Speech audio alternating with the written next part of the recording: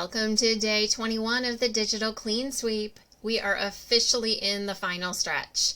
Today's focus is all about one of the most essential elements of our teaching systems, lesson plans. I realize you might not be ready to think about lesson plans again. Bear with me. Whether you plan digitally with Google Slides, Docs, OneNote, Excel, or a subscription tool like Planboard, or you're a dedicated paper planner user, we've got a plan for today. So let's talk about how to clean things up so you can reuse what worked, remove what didn't, and reset for the next school year. Lesson planning is one of the most thoughtful parts of what we do. It's where your creativity, pacing, and strategy all come together. But when digital clutter builds up or paper planners don't connect well to your digital files, your hard work becomes harder to access, adapt, or share. So today, ask yourself, what do you want to bring forward into next year? What's ready to be archived, and what deserves a cleaner system? If your lesson plans live in a digital space, like a Google Slides planner, OneNote notebook, spreadsheet, or a Planboard or Teacher Ease type of account, here's a step-by-step process that you could follow. You can start by archiving your year. Make a copy of your planner. Label it something like the previous school year planner archive to preserve it as a reference for later. Then you're ready to reset your template. You can make a copy, creating a fresh version for 2025-2026.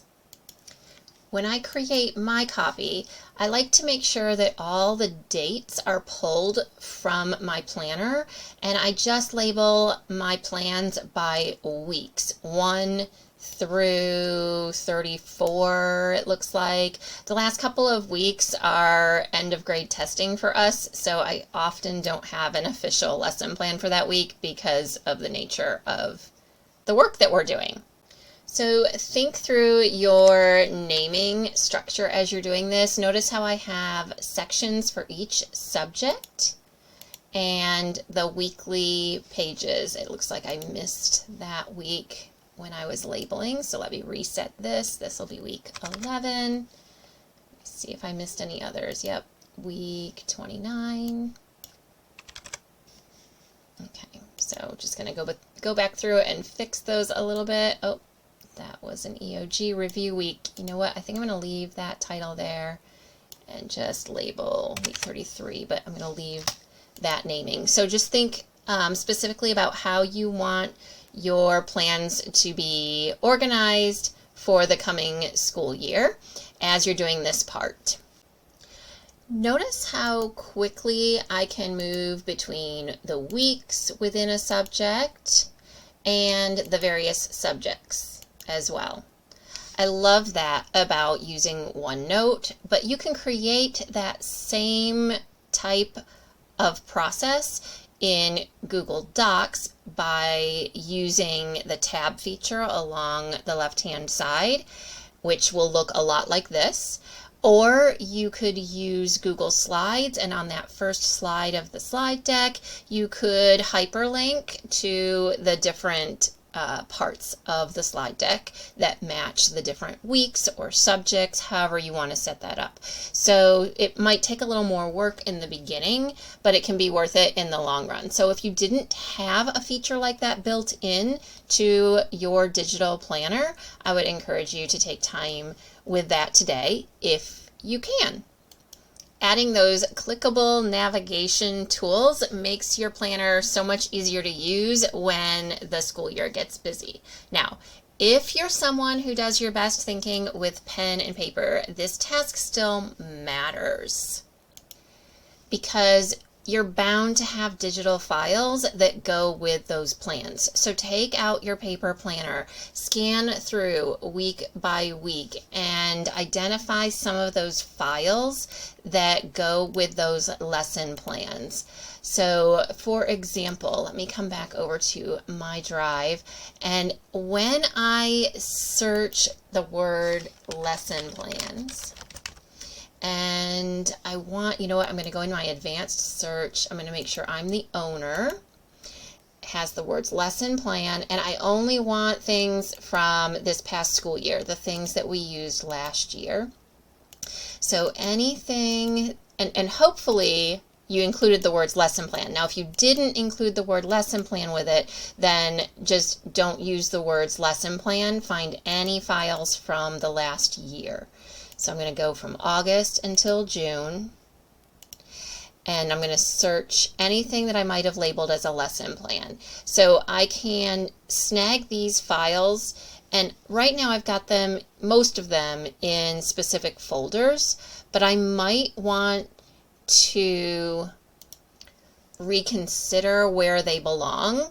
So there's not that many of them. I can quickly think through them and see if they're okay where they are or if they need to be somewhere else. Besides these kinds of files, it's possible that you have scanned in copies of your paper planner. And if you have, let me show you what happens when I search the word scan. I'm just going to clear out all of this, and I'm going to look for anything I've scanned in. So I have all these folders and files that are things that were scanned in at some point. And so we might want to check these, and you may want to rename some of these that were your lesson plans. You might want to rename them something like ELA and the week number and what they pertain to, like the reading groups or whatever it may be. So checking through lesson plans or scans might be a couple of keywords that you want to search in your drive, even if you don't use a digital planner. For those of you who use subscription services, your cleanup and prep is probably the quickest and easiest. Most of these services have built-in tools for cloning lesson plans for the coming year. One of the digital planners I've used in the past is Chalk. You might need to look in the Help Center if you've never done this process before with your subscription service. So each service will probably handle it a little bit differently, but in Chalk, I can really quickly get set up for a new school year by choosing to add a new semester. And then I just have to know which lesson plans I want to copy. Even though these plans are 2 years old, they probably align better to what I'm going to be doing next year, which is another great reason for having a digital archive. So I am going to add a semester, and it's already suggesting the next school year's term. I'm just going to toggle and switch our start and end dates a little bit here. Click Next and choose Copy a Previous Semester, and I want to go back to that school year 23-24. I'll click Next, and now I have some options of what do I want to include. And I'm just going to include everything because I think it'll be easier to remove things later than it will be to add things in. So I'm going to click Create, so it will copy absolutely everything. And it is working on that process. And it's a lot of things that I had added that year. Look at this, 150, 155, 138, 146. We're talking links, we're talking PDFs, everything, images, all of it right here in this digital planner. Let's take a quick look at how this planner is already set up. That's all there is to it. I can scan through the lessons if I want to and add or fix any links to digital materials. In fact, I may slowly work my way through this over the summer so that I have less work to do next year. Archiving our lesson planners and making a fresh copy sets us up for a smooth start to the new school year.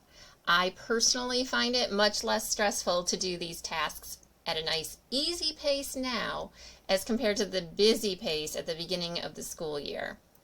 Are you team digital or team paper? Share your preference in the comments, and remember, we're learning from each other and cheering each other on. So no matter whether you're a digital planner, a paper lover, or somewhere in between, you've got this. And I'll be back tomorrow for day 22.